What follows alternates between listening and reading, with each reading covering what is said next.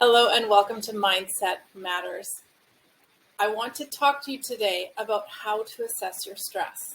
What type of stress do you regularly experience when you have stress in your life? The goal of these talks is to help you polish the diamond of your mind into a jewel that lets your soul shine. So let's get started. My name is Christine Berry. I do Akashic Readings, I do BodyTalk sessions, and I also certify students in both of those modalities. And as well as that, I do all types of beautiful things that have to do with making your life a more beautiful place using metaphysical tools and just good old common sense. So let's get started and find out how you can assess your stress. First of all, do you understand how your stress manifests? Because really, with anything, the first step towards any life-affirming change is for us to understand ourselves better. In short, we have a nervous system that has two primary states. One is the sympathetic state, which promotes protection and creates constriction. There's very little need for us to be in this state on a regular basis unless we are at war and so on. The parasympathetic state is the other state that we want to spend most of our time in, and this state promotes restoration and it creates expansion and peace. Now, we can only be in one of these states at any given time, and each state can be experienced physically, mentally, and even emotionally, or all of the above. And most versions, just so you know, spoiler alert, most versions of the sympathetic state are life diminishing in nature, especially in an extended way. So let's take a look at each of these four states quickly. The sympathetic state is the fight state. I thought this was a great video for this. They take a pause and then they go back at it. Physically, when we are in fight mode, we engage in some form of a physical altercation, maybe even a fist fight or a slap fest. Mentally, we might think or speak argumentatively. We might be thinking irrationally. And emotionally, we might feel really angry, volatile, irritable, aggravated, aggressive. We can be a combination of any of these, and we can be any degree of any of these. So you can ask yourself, is this how I respond when I get stressed? Then you know what your main primary mode of stress response is. The next mode is flight.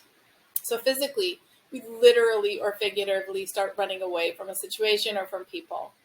We might mentally have thoughts of how to escape or exit the room or avoid people or hide or quit something and move on. We keep moving around. If this is you, this might be your default state for stress.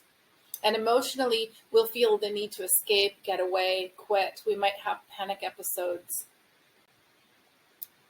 The sympathetic freeze state is when we physically stall, stutter, we're paralyzed, we might be frozen in place. Mentally, we have stalled thoughts, foggy brain, mild to extreme confusion. We're feeling distracted, thinking in distracted ways. We might have panic and anxiety. And emotionally, we'll have feelings of confusion, overwhelm, sadness, malaise, low energy, and stagnation. Now, faint is the one that I particularly fall under in the moments when I've been stressed. And this is when we'll physically feel exhausted. We might even fall down and actually faint, lose consciousness. But a milder version of this is that we just generally feel unwell or weak. Mentally, we might have a blank brain. We just can't get it together. We could have mild to extreme confusion, overwhelm, and actually have suspicious or hypochondriac thoughts thinking, I think I'm sick. I think I got what's going around, whether it's real or not. And emotionally, we may have a feeling of being weak, that malaise, that feeling of maybe even strong or mild fear, sadness, overwhelm, and discouragement. Now, none of these are any fun, but it really can't be addressed until you figure out which one you are. So when you uncover your default stress type, you can now love yourself enough to choose to do something about it. So let's take a look at what we can do. There's always a better way, and you actually are the only one who holds the power to stop the cycle of your stress.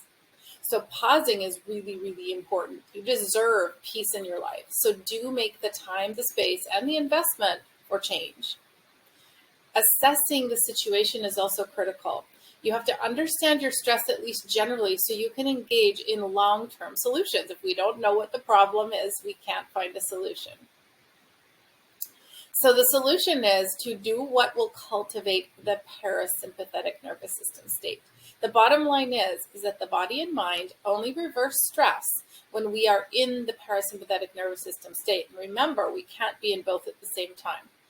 So choose solutions that activate this state, which it really is the hallmarks are growth, healing, digestion, rest, refreshment, renewal, rebuilding, and recharging. This is a beautiful state to be in. I think we all could acknowledge that.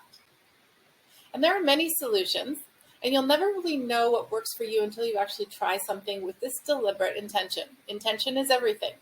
You can borrow the list I'm about to give you from today, but also over time, you can start to curate your own list of tried and true solutions. I invite you to choose peace today, and let's take a look at my list of parasympathetic activities. Now, the Cortices brain balancing is an excellent, very quick 2-minute way to really start to bring your body and mind into the parasympathetic state. And if you look on my YouTube channel, thegoodenergyhub.com, you will find a video for how to do that. I guide you through it. Breathing deliberately, really important. There's lots of tools out there. So find a way where you can breathe regularly to get that oxygen and get that, you get into that parasympathetic mode by breathing. Guided meditation. Now, some people think it's hard to meditate, and when I first started, I found it difficult as well. So what you can do is find meditations that are guided, and right underneath this video, there's actually a guided meditation that I have created that's only 6 minutes long. It's actually packed with goodies, and you do not have to think about anything. So it's super easy, and I invite you to join me. Hugs. Having close contact with the people you love. Daily hugs is really, really important to help de-stress us. So cultivate relationships where you can receive and give hugs. Nature walks. Walking in nature is very refreshing. Grounding, touching the earth, sitting in the grass, breathing in the aromatherapy from the trees. This is called forest bathing. Nature walks are really, really powerful for helping us get into that parasympathetic state. BodyTalk sessions are one of my very favorite ways to not only get into the parasympathetic state, but also to stay there for longer.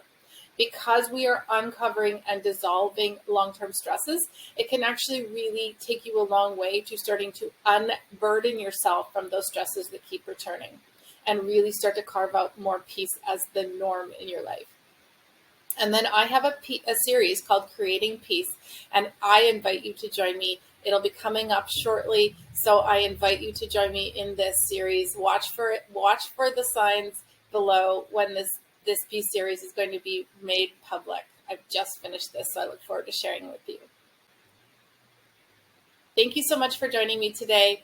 I look forward to seeing you in the future. Come visit me at thegoodenergyhub.com, and don't forget to get your guided peace session below.